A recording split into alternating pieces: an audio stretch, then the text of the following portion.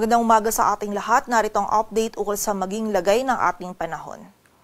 Kagabi ng alas 8, yung mga kaulapan na minomonitor natin dito sa kanluran ng Luzon ay isinangganap na low pressure area. Huli itong namataan sa laing 640 kilometers kanluran ng Iba, Zambales. So nasa labas po ito ng ating area of responsibility and sa kasalukuyan po mababa pa yung tsansa nito na maging bagyo within the next 24 hours. But for now po, nakikita natin na yung trough or extension nito ay magdudulot ng mga pag-ulan sa malaking bahagi ng Northern at Central Luzon. And ito pong mga pag-ulan nito na dulot ng trough ng LPA ay magpapatuloy po hanggang bukas. Samantala, ang southwest monsoon o habagat naman ay patuloy pa rin nakakaapekto sa Southern Luzon at Visayas at magdadala pa rin ito ng mataas na tsansa ng mga pag-ulan, pagkilat at pagkulog lalong-lalo na dito sa kanluran ng Southern Luzon at Visayas. So patuloy pa rin pong pag-iingat sa posibilidad ng mga pagbaha at pagguho ng lupa. Samantala, bukod po dito sa LPA na minomonitor natin sa labas ng ating area of responsibility, ay meron din po tayo mga kaulapan na minomonitor dito naman sa silangan ng Luzon. So, continuous monitoring po tayo dito sa mga kaulapan nito sa posibilidad na ito ay magkaroon ng sirkulasyon at maging isang ganap na low pressure area sa mga susunod na araw. At ayon nga dito sa ating latest tropical cyclone threat potential, may kita po natin itong nasa kanluran ng Luzon. Ito na po ngayon yung low pressure area na minomonitor natin ngayon sa labas ng ating area of responsibility. Hindi po natin nakikita na papasok ito sa loob ng PAR and generally magiging west-northwestward po or northwestward ang pagkilos nito palayo sa anumang bahagi ng ating kalupaan. But muli po, yung trough or extension nito ngayon maging hanggang bukas ay magdudulot pa rin po ng mga pag-ulan sa malaking bahagi ng northern at central Luzon. Samantala, yung mga kaulapan din po na nabanggit natin kanina, posibleng ito po naman po yung nandito sa may silangan ng Luzon. At kung magkaroon man po ito ng sirkulasyon, ay posible po itong makaapekto dito sa may silangan ng Northern Luzon, maging sa area din ng extreme Northern Luzon by early next week. But for now po, wala pa po tayong nakikitang sirkulasyon, kaya patuloy na magantabay pa din sa updates na ipapalabas ng Pag-asa.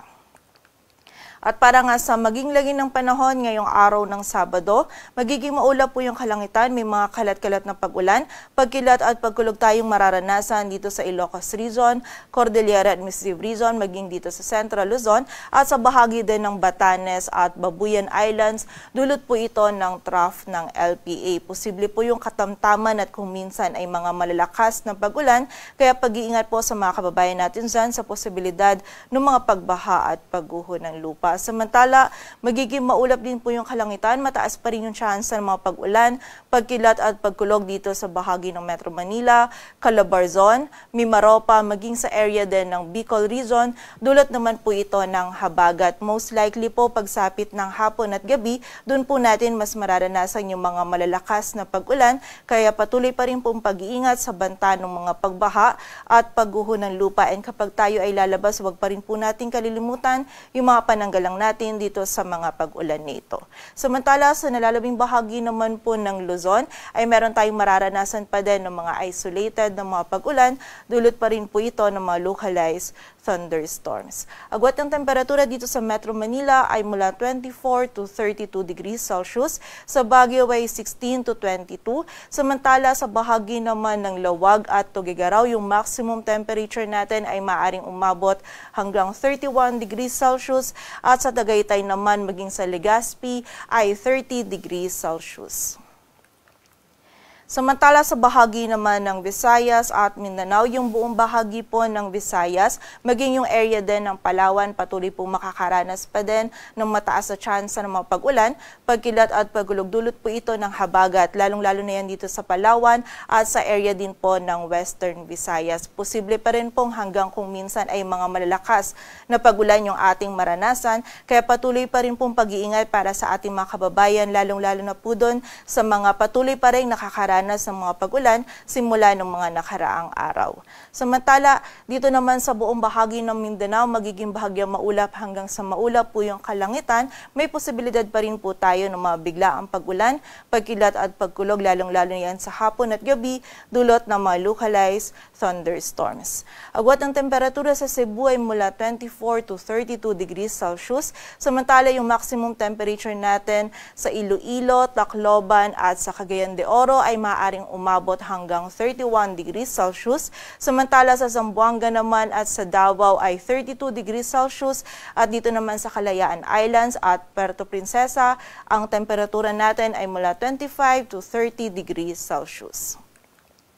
Para naman po sa lagay ng dagat baybayin ng ating bansa, wala po tayong nakataas na gale warning, kaya malay makakapalaot yung mga kababayan nating mga isda, pati na rin yung may mga maliliit na sasakyang pandagat.